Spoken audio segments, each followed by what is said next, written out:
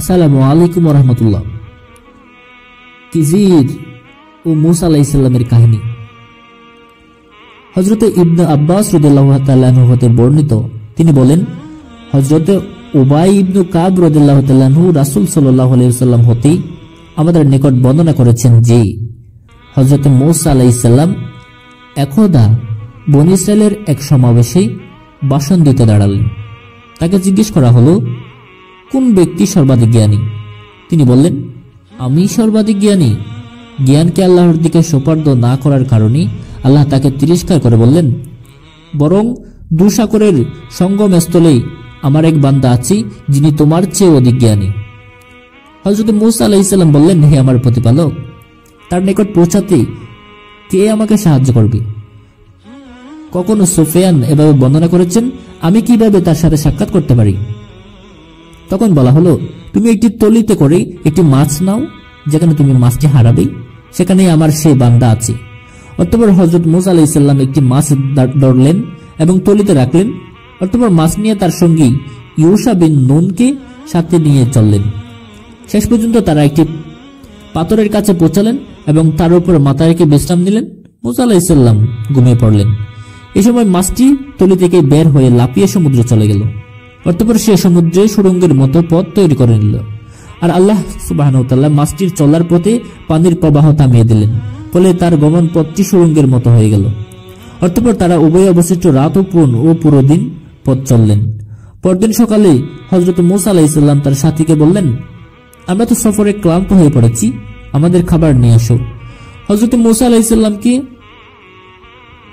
আল্লাহ যে স্থানে যাবার কথা বলেছিলেন সে স্থান অতিক্রম করার পূর্ব পর্যন্ত তিনি কোনরূপ ক্লান্তি বোধ করেননি। সাথী ইউশা বিন নুন তখন বলল, আপনি কিভাবে দেখেছেন? যে পাথরটির নিকট আমরা বিশ্রাম নিয়েছিলাম সেখানে মাছটি অদ্ভুতভাবে সমুদ্রের মধ্যে চলে গেছে, কিন্তু আমি মাছটির কথা আপনাকে বলতে ভুলে গিয়েছিলাম। মূলত শয়তানই আমাকে এই কথা বলিয়ে দিয়েছি। বর্ণনাকারী বলেন, পথটি মাছের জন্য ছিল এবং সুড়ঙ্গের মতো, আর তাদের জন্য ছিল আশ্চর্যজনক ব্যাপার। হযরত মূসা আলাইহিস সালাম বললেন, আমরা তো সেই স্থানটির অনুসন্ধান করছি। অতঃপর তারা তাদের পদচিহ্ন ধরে ফিরে চললেন এবং ওই পাথরের নিকট পৌঁছে দেখলেন এক ব্যক্তি কাপড় মুড়ি দিয়ে বসে আছেন। মূসা আলাইহিস সালাম তাকে সালাম দিলেন। তিনি সালামের জবাব দিয়ে বললেন, এখানে সালাম কি করে এলো? তিনি বললেন, আমি মূসা।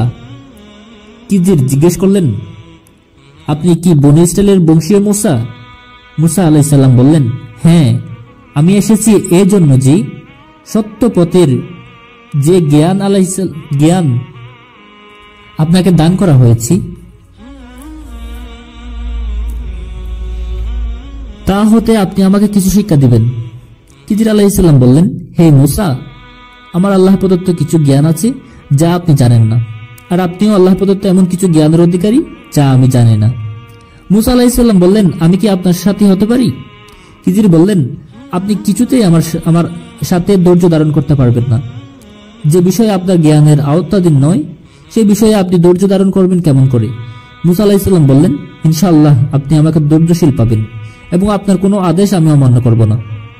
অতঃপর তারা দুজনে সাগরের কিনারায় ধরে হেঁটে চললেন। তখন একটি নৌকা তার পাড়ে দিয়ে যাচ্ছিল। তারা তাদেরকে নৌকায় তুলে নেওয়ার জন্য অনুরোধ করলেন। তারা খিজিরকে চিনতে পেরে বিনা বাড়ায় তাদেরকে নৌকায় তুলে নিল। যখন তারা দুজনের নৌকায় চড়লেন তখন একটি চড়ুই পাখি এসে নৌকাটির কিনারায় বসলো এবং সমুদ্র থেকে 1 ফোঁটা বা 2 ফোঁটা পানি পান করলো। খিজির বললেন, হে মূসা, আমারও আপনার জ্ঞানের জন্য। জ্ঞানের দ্বারা আল্লাহর জ্ঞান হতে ততটুকুই কমেনি যতটুকু এই পাখিটি তার ঠোঁটের দ্বারা সাগরের পানি হ্রাস করেছে। তখন খিজির একটি কোড়াল নিয়ে নৌকাটির একটা তক্তা খুলে ফেললেন। মূসা আলাইহিস সালাম অকস্মাৎ হঠাৎ করে দৃষ্টি দিতে দেখতে পেলেন যে তিনি কোড়াল দিয়ে একটি তক্তা খুলে ফেলছেন। তখন তিনি তাকে বললেন, আপনি কি করলেন? এই লোকেরা বিনা ভাড়ায় আমাদেরকে নৌকায় তুলে নিল, আর আপনি তাদেরকে ডুবিয়ে দেওয়ার জন্য নৌকা ছিদ্র করে দিলেন। আপনি তো একটি গুরুতর কাজ করলেন, খুবই খারাপ কাজ করলেন। খিজির বললেন, আমি কি বলিনি যে আপনি আমার সাথে ধৈর্য ধারণ করতে পারবেন না? মূসা আলাইহিস সালাম বললেন, আমার ভুলের জন্য আমাকে অপরাধী করবেন না এবং আমার এই ব্যবহার আপনার প্রতি কঠোর হবেন না, আমার প্রতি কঠোর হবেন না। মূসা আলাইহিস সালামের পক্ষ থেকে প্রথম এই কথাটি ছিল ভুলক্রমে। অতঃপর তারা যখন উভয় সমুদ্র পার হলেন তখন তারা একটি বালকের পাশ দিয়ে অতিক্রম করলেন যে অন্যান্য বালকদের সাথে খেলা করছিল। খিজির ছেলেটিকে মাথা দেহ হতে ছিন্ন করে ফেললেন। হযরত মূসা আলাইহিস সালাম বললেন, আপনি একটি নিষ্পাপ শিশুকে বিনা অপরাধে হত্যা করলেন, আপনি খুবই খারাপ একটা কাজ করলেন। খিজির বললেন, আমি কি বলিনি যে আপনি আমার সাথে ধৈর্য ধারণ করতে পারবেন না? মূসা আলাইহিস সালাম বললেন, এরপর যদি আমি আপনাকে আর কোনো প্রশ্ন করি তাহলে আমাকে আর সঙ্গে রাখবেন না। অতঃপর উভয়ে চলতে লাগলেন। চলতে চলতে তারা একটি জনপদের অধিবাসীদের নিকট পৌঁছে তাদের নিকট কিছু খাবার চাইলেন, কিন্তু জনপদবাসী তাদের দুজনের মেহমানদারি করতে অস্বীকার করল।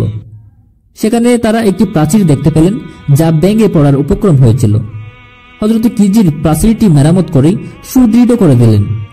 হযরত মূসা আলাইহিস সালাম বললেন, এই বসতির লোকদের নিকট এসে আমরা খাবার চাইলাম, তারা মেহমানদারি করতে অস্বীকার করল, অথচ আপনি এদের দেওয়াল সোজা করে দিলেন। আপনি তো ইচ্ছে করলে এর জন্য পারিশ্রমিক গ্রহণ করতে পারতেন। হযরত খিজির বললেন, এবার আমার ও আপনার মধ্যে বিচ্ছেদ হয়ে গেল। এক্ষণে যে বিষয়ে আপনি ধৈর্য ধারণ করতে পারেননি, আমি আর তাৎপর্য বলে দিচ্ছি। নৌকাটির ব্যাপারে ছিল এই যে, সেটি ছিল কয়েকজন দরিদ্র ব্যক্তির, তারা সমুদ্রে জীবিকা অন্বেষণ করত।